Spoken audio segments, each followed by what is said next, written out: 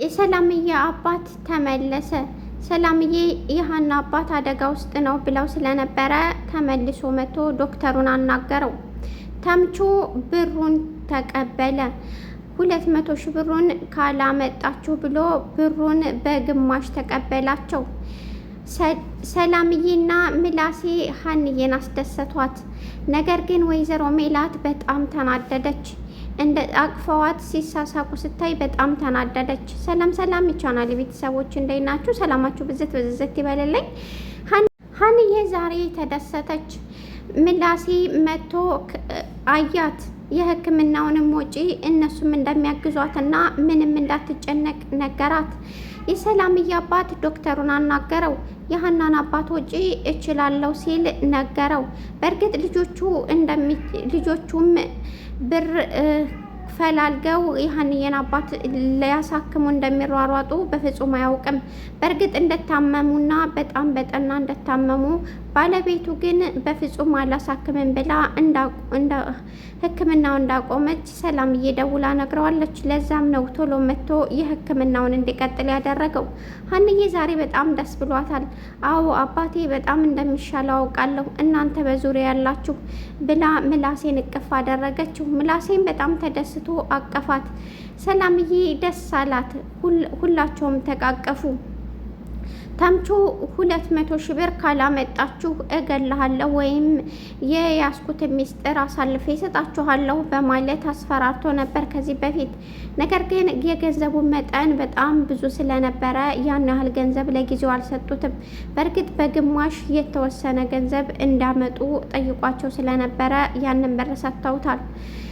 ነገር ግን ተምቹ አሁን ምን ብሎ እንደሚሰጥ ገንዘቡን ለአሲር ግራ ገብቶታል። ምክንያቱም ከዚህ በፊት እንስረቅ ተባብለው ስለነበረ በፍጹም ወደ ስርቆት አንገባም፣ ስርቆት ከመልሽ አልገባም ብሎ ነበር አሲር።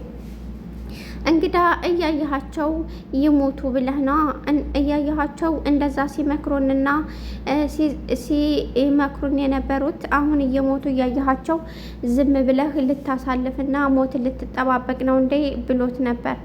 በቃ እንመካከርበታለን ብሎ ሄዶ አስፈራርቶ ገንዘብ እንዳመጡ አድርጎ ነበር። ነገር ግን ወይዘሮ ባዩሽ በቀላሉ የምትረታ ስላላደለች ለጊዜው ተይዞ ወደ እስር ቤት ወይም ሌላ ነገር እርምጃ እስከምንወስድበት ድረስ የተወሰነ ገንዘብ መስጠት አለብን። አሁን ላይ ቶሎ ሄዶ ለወይዘሮ ሜላት ሊናገር ስለሚችል አሁን ላይ ቶሎ አፉን ማዘጊያ የተወሰነ ገንዘብ፣ ግማሹን ደግሞ ሌላ ጊዜ እንሰጥሃለን ብለን ማዘጋት አለብን ስትል ለሰራተኛዋ ነገረችው። ሰራተኛዋም ያንን ገንዘብ ይዞ ለወይዘሮ ባዩሽ ሊሰጣት የተነሳውን ገንዘብ ተመልሶ ተምቹ ሰጠ። ተምቹ አሁን ላይ ወይዘሮ ባዩሽ ባደረገችው ነገር በጣም ተናዷል። አንደኛ ጓደኛ እንደመሆኗ መጠን ማን እንደሆነች ምን እንደሆነች ያውቋል። እንዴት ነው ጓደኛን አሳልፎ ለገዛ ጥቅሙ የሚዋለው? እኛ እኮ እንደዚህ አልተማርንም። የአራዳ ልጆች ጎዳና ላይ ተካፍለን መብላት፣ የኔ ብር የሱ ብር የሚባል ነገር የለም ብሎ በጣም አዘነ። ገንዘቡን አሁን ወደ አሲር ሄጄ ይህን ገንዘብ መስጠት አለብኝ። የተወሰነ ሕክምና ከቀጠሉ በኋላ ደግሞ ተፍ ብለን እንፈልጋለን። እነዚህ እንኳን የሚሰጡኝ አይመስለኝም ሲል ተምቹ ተናገረ። ዛሬ ላይ ሀንዬ በጣም ደስተኛ ናት። በዙሪያዋ በጣም ብዙ ሰዎች አሉ። እንዲሁም ምላሴ እንዲሁም ሰላምዬ ሁሉም ከጎኗ አሉ። አሁን ላይ ምንም የሚያስጨንቀኝ ነገር የለም፣ አባቴ ይሻለዋል አለች። በእርግጥ አባቷ አሁንም ድረስ አልነቁም። ምክንያቱም የሰጣቸው ሕክምና እንዳይነቁ ነው። ለጊዜው ተጨንቃ አባቷን ይዛ ወደ ትውልድ ሀገሯ እንድትወጣ ነበር። እንዲሁም ወይዘሮ ባዩሽ አሰበችው ወይዘሮ ሜላትን በሌባ ናት ብላ ሀናን ካለቻት በኋላ ከቤቷም ሆነ ከሆስፒታሏ እንድታስወጣ ልታደርጋት ነበረ የወሰነችው። አልተሳካላትም እንጂ በእርግጥ ሀንዬ እነሱን ፈልጋቸው ምናምን ሳይሆን ሀንዬ አባቷን ማሳከም ስላለባት ነበር እግሯ ላይ ወርቃ ያለቀሰችው። ሰላምዬና ምላሴ ግን በጣም ተናደዱ።